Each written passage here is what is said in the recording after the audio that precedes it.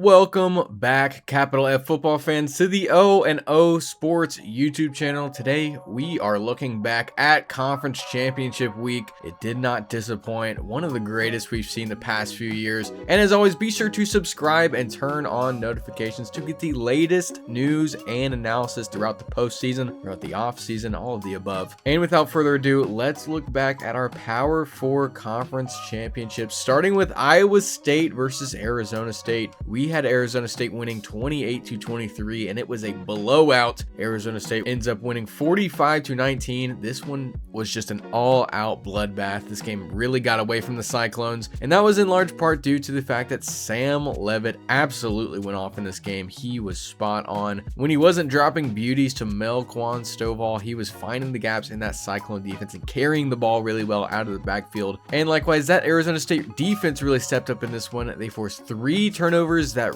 allowed that offense to really open up the floodgates in this one, especially your player of the game, Cam Scatabo. It was between him and Levitt really for this award, but he had a monster day, going for 170 yards on 16 carries with 2 touchdowns on the ground and an additional touchdown on 2 receptions for 38 yards in this one. Great game for the Sun Devils, and they are headed to the playoff as the Big 12 champions in Kenny Dillingham's second year as a head coach. And now let's jump to the SEC to look at Georgia versus Texas. We thought Georgia would win this one 31-24, and they end up getting the W 22-19.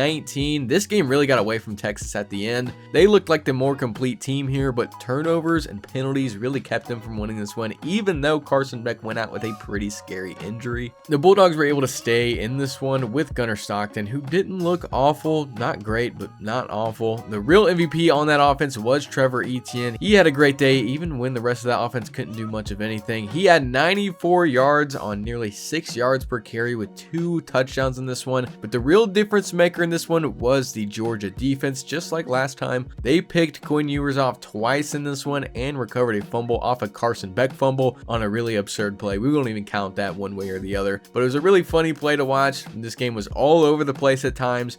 Great game all around, theatrics everywhere. But for your player of the game, it's going to be the defensive back for Georgia, Dalen Everett. He had both of the interceptions off Quinn Ewers and had an additional tackle and pass defense in this one. Not a great game for either team, but like we said in our preview, whoever made the least mistakes and whoever generated the most turnovers had the best likelihood of this one. Dalen Everett does it for Georgia, and they get the W. And now let's look at the Big Ten with Penn State at Oregon. We thought Oregon would win handily, 33-20, and they end up winning 45-37. Ended up being a shootout. We did not expect that at all. We actually said before this one, if Oregon gave up a 200-yard rushing day on defense, they may be in trouble. And they actually gave up almost 300 yards on the ground alone. Gave up over 500 yards of total offense. And if not for a costly few picks from Drew Aller, they could have been in huge trouble in this one. Still kind of were, but the Oregon defense does come up big in this one, getting those 2 turnovers to secure a Duck victory.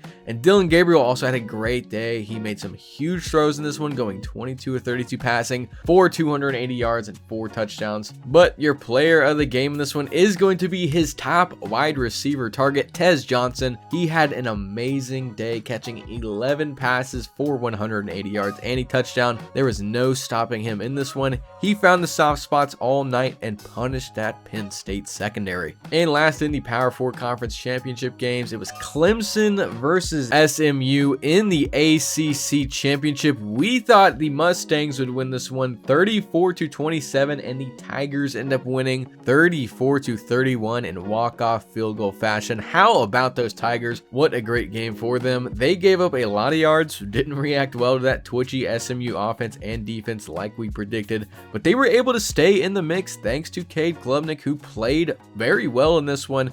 We said before the game it would take him playing his best game of the season to pull this one out, and that's exactly what he did, throwing for over 260 yards, 24 of 41 passing for 4 touchdowns. The ground game wasn't working for the Tigers. The defense was giving up some big plays, but Cade Klubnik came through and he had a great game. And we could give the player of the game to a number of guys here. Cade, TJ Parker, who had 3 solo tackles and 3.5 sacks in this game. Monster performance from him, but we want to give it to the true freshman wide receiver, Bryant Wesco. He was Cade's main target in this game, and he absolutely went off on 8 receptions for 143 yards and 2 touchdowns in this one. He was a true difference maker in this one, but it seemed like Clemson had a few of those guys in this matchup, which made all the difference in this game. And moving on to your team and player of the week. For your team of the week, it's gonna be the Tigers. They end up getting that victory over SMU. And the biggest stats that we can point out for the Tigers in this one is 0 penalties to SMU 6 for 65 yards.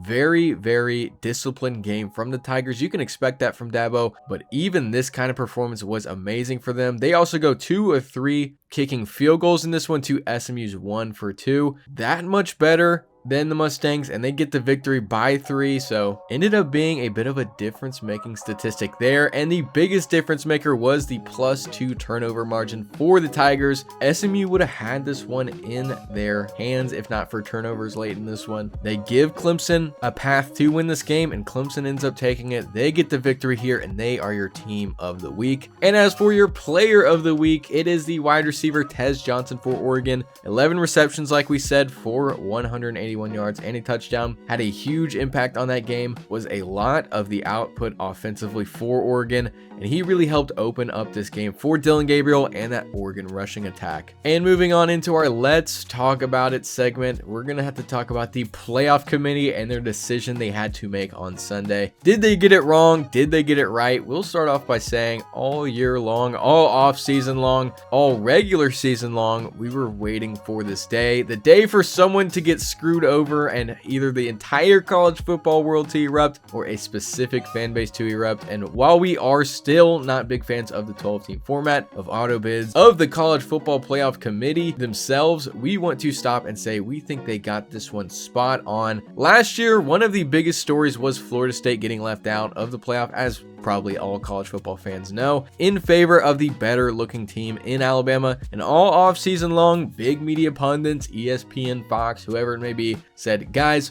we know you're mad, but next year we're going to let a bunch of teams in. This will not happen again, we promise. And we thought that was gospel up until SMU loses to 9-3 Clemson, and the talk of the town once again is Alabama, who is a better looking team, better team on paper, wants to get in over an ACC team that would have been better off not playing in their championship game at all. We were all afraid, we were all scared, we were all emotional. But the committee decided they would be consistent for once in their lives and kept SMU in. Great decision by them. In our opinion, Alabama is probably a better team on paper than SMU, but all last offseason and all this year, they were preaching resume, on-field results, and results towards the end of the season, and they kept their word there. They keep SMU in favor of an Alabama team that lost to Oklahoma by 20. Cannot overstate it enough. That loss should have kept them out no matter what, in our opinion. Alabama gets left out in favor of an SMU team who made their ACC championship game in the first year in that conference, which was the right thing to do in our opinion. And now for your post-conference championship top 25, we're not going to go team by team this week because the rankings are already out and only a few teams played this week. So here is our full top 25 team.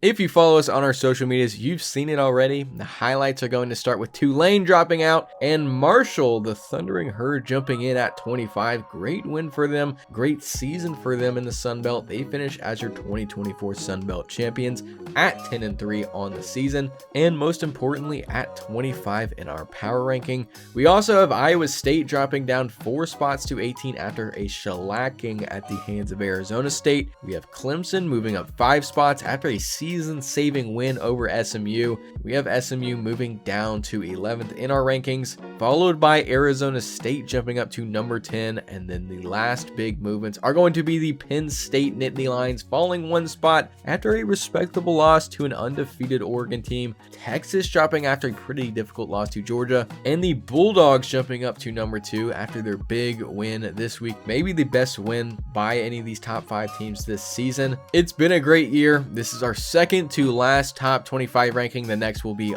after the season, the postseason top 25, our final top 25 ranking. Be sure to stay tuned for our bowl game analyses, our season retrospectives, and our very own O&O Sports Award Show coming in the following weeks. Also, be sure to follow us on our social media pages for a shot at $100 this Christmas. An official announcement post will be coming out this week. And as always, thank you for watching. As always, be sure to like and subscribe if you enjoyed the video, and we will see you in the next one.